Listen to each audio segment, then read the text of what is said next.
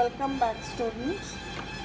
We were doing the second chapter of economics, which is people as resources. In this chapter, we were studying that population of any country should be considered as an asset and not as an liability. Population को asset में change करने के लिए क्या क्या करना चाहिए वो हम लोगों ने लास्ट दिन पढ़ा था. We should invest on education and health care. We should give training to industrial and agricultural workers and also scientific research facilities should be provided. आज हम लोग देखेंगे investment in education and health कैसे होना चाहिए और उसका क्या फ़ायदा है. Educated parents are found to invest more heavily on the education of their children. They are also more aware of their children's needs of nutrition and hygiene. A virtuous cycle is created in this case. Countries like Japan has invested heavily in human resources because they did not have adequate natural resources. They import the natural resources needed by the country. क्या होता है कि जब parents educated होते हैं तो वो अपने बच्चों का एजुकेशन का भी प्रॉपर ध्यान रखते हैं. साथ ही साथ एजुकेटेड पेरेंट्स को ये भी पता होता है कि बच्चों के लिए न्यूट्रिशनल फूड क्या है, हाइजीन का प्रॉपर ध्यान कैसे रखा जाता है, ये भी पता होता है. तो ये इस तरह से एक सर्कल बनता है. एजुकेटेड पेरेंट्स अपने बच्चों को पढ़ाते हैं, एजुकेशन देते हैं, उनका हेल्थ का हाइजीन का प्रॉपर केयर रखते हैं. इन टर्न ये जो बच्चे जब बड़े होते हैं बन के ये पेरेंट्स बनते हैं तो फिर ये भी अपने बच्चों का इसी तरह से ध्यान रखते हैं. तो इस तरह से एक वर्चुअस सर्कल बन जाता है. जापान जो कंट्री है वो बहुत ही छोटा कंट्री है, लेकिन हम लोग जानते हैं कि जापान जो है वो टेक्नोलॉजी के क्षेत्र में दुनिया में सबसे आगे माना जाता है. वो इसलिए है क्योंकि जापान ने अपने ह्यूमन रिसोर्सेज के ऊपर काफ़ी इन्वेस्टमेंट करके उनको हाईली एजुकेटेड, टेक्नोलॉजिकली एजुकेटेड बनाया है. जिससे क्या होता है कि जापान में नेचुरल रिसोर्सेज बहुत कम है और उसको नेचुरल रिसोर्सेज को दूसरे कंट्री से मंगवाया जाता है. लेकिन क्या होता है कि जो ह्यूमन रिसोर्स इतना डेवलप्ड है जापान में, जिससे कि इंपोर्ट किए हुए बहुत कम नेचुरल रिसोर्सेज को यूज़ करके ही Japan is considered as one of the most developed country in the world. They have invested on people specially in the field of education and health. These people have made efficient use of other resources like land and capital. Efficiency and technology evolved by people had made these countries developed. अभी जो मैंने बताया Japan में जो है वो लोगों के एजुकेशन के ऊपर काफ़ी इन्वेस्टमेंट किया गया है. उनको अच्छे एजुकेशन फैसिलिटीज़ प्रोवाइड किए जाते हैं, अच्छा हेल्थ केयर फैसिलिटीज़ है. इसलिए जो एफिशिएंट लोग होते हैं, हेल्दी लोग हैं, उनको एजुकेशन है, टेक्नोलॉजी का एजुकेशन मिला हुआ है. इस सब चीज़ को यूज़ करके जापान जो है वो एक बहुत ही डेवलप्ड कंट्री बन चुका है. Stories of Sakal and Vilas. Investment of education and health को हम एक कहानी के द्वारा समझने का कोशिश करेंगे. कहानी है सकल और विलास का. There were two friends, Vilas and Sakal, living in the same village, Simapur. The stories illustrated how people can try to become a more productive resource. इन दोनों के कहानी से हम समझ सकेंगे कि लोगों को रिसोर्सेज में किस तरह से यूज़ किया जा सकता है. तो फर्स्ट जो है वो है स्टोरी ऑफ सकल. Sakal was 12-year-old boy. His mother Sheila looked after domestic chores.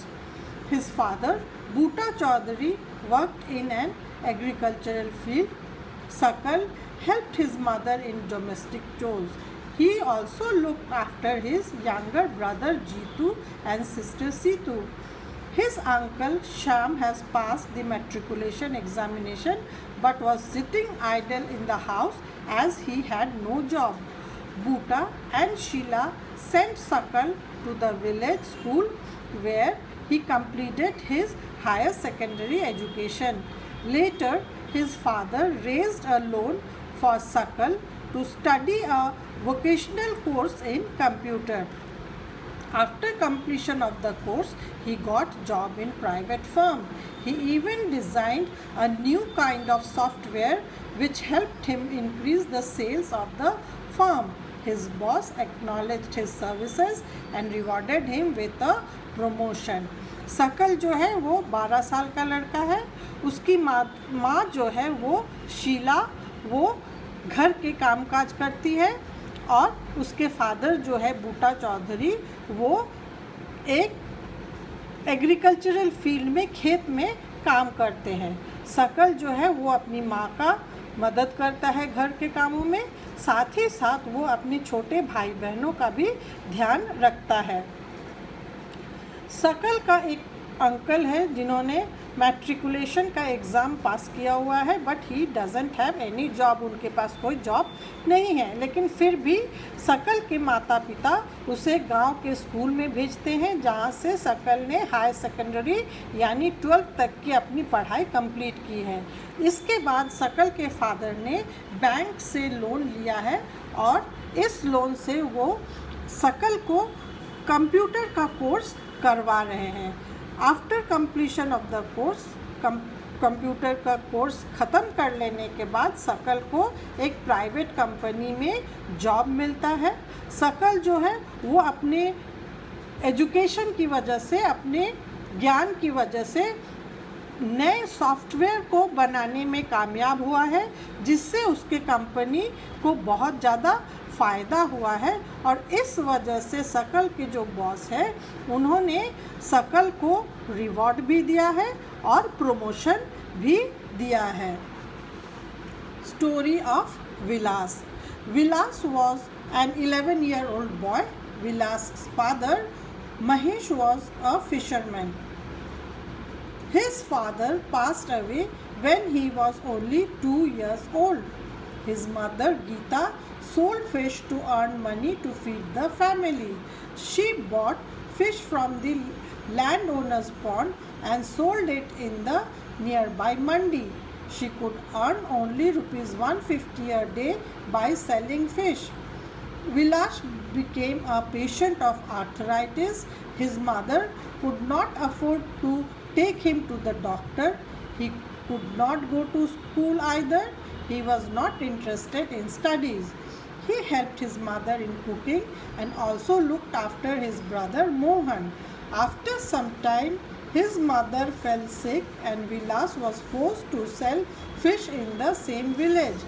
He, like his mother, earned only a meager income. दूसरी तरफ विलास जो है वो 11 साल का लड़का है. विलास के फादर फिशरमैन है जो मछली बेचने का काम करते हैं, लेकिन जब विलास 2 साल का था तब उसके फादर गुज़र जाते हैं. उसकी माँ जो है वो घर चलाने के लिए मछली बेचने का काम ही करती है. वो दूसरे लोगों के पास, जिसके पास तालाब है, उनसे मछली लाके मार्केट में बेचती है जिससे उसको हर दिन 150 रुपीज़ की अर्निंग हो जाती है. विलास जो है वो पढ़ाई में इंटरेस्टेड नहीं है, वो स्कूल नहीं जाता है, साथ ही उसे आर्थराइटिस की बीमारी भी है. लेकिन चूँकि विलास की माँ के पास पैसे ज़्यादा नहीं हैं, वो विलास को डॉक्टर से भी ट्रीटमेंट नहीं करवा पाती है. विलास जो है वो अपनी माँ को खाना बनाने में मदद करता है, अपने छोटे भाई की देखभाल भी करता है। कुछ दिनों के बाद क्या होता है, विलास की माँ बीमार हो जाती है, जिसकी वजह से विलास को अपनी माँ का काम यानी मछली बेचने का काम करना पड़ता है और अपनी माँ की तरह ही वो बहुत ही थोड़े से पैसे इस काम से कमा सकता है। अब क्या है, comparison from the given story. अब दोनों स्टोरी को कंपेयर करने से क्या समझ में आता है। इन दिस केस सकल education added to the quality of his labor. This enhanced his total productivity in the form of salary and further added to the growth of the nation's economy. ये जो दो story पढ़ने से ये पता चला कि सकल जो है उसके पास एजुकेशन है। एजुकेशन की वजह से उसमें काम करने का जो क्वालिटी है वो बहुत ही अच्छा हो गया है, उसमें काम करने की क्षमता ज़्यादा है, जिसकी वजह से क्या है कि वो अच्छा पैसा कमाता है और उसके अच्छा पैसा कमाने से देश का जो नेशनल इनकम है वो भी ज़्यादा होता है। In the case of Vilas there was no education और health care in the early part of his life. He spent his life selling fish like his mother, hence he earns the same amount as unskilled labour. दूसरी तरफ विलास है, उसके पास education नहीं है, उसके पास health care facilities नहीं है, वो लोग पैसे की वजह से डॉक्टर तक अफोर्ड नहीं कर पाते हैं, उसके पास वो जो काम करता है उससे रिलेटेड कोई नॉलेज भी नहीं है, जिसकी वजह से वो बहुत ही कम पैसा कमाता है और वह उन लेबर्स के बीच में उनकी गिनती होती है जिनके पास अपने काम का कोई नॉलेज नहीं होता है, जिसको अनस्किल्ड लेबर कहते हैं, वो बन गया है.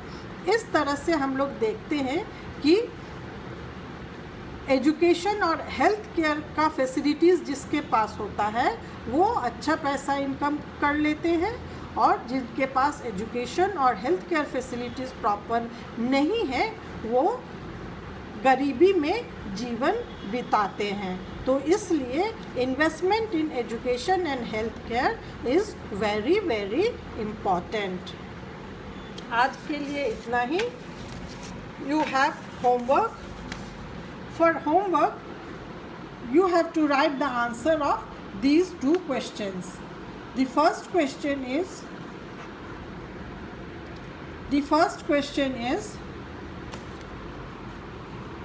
why education has an important role in human capital formation.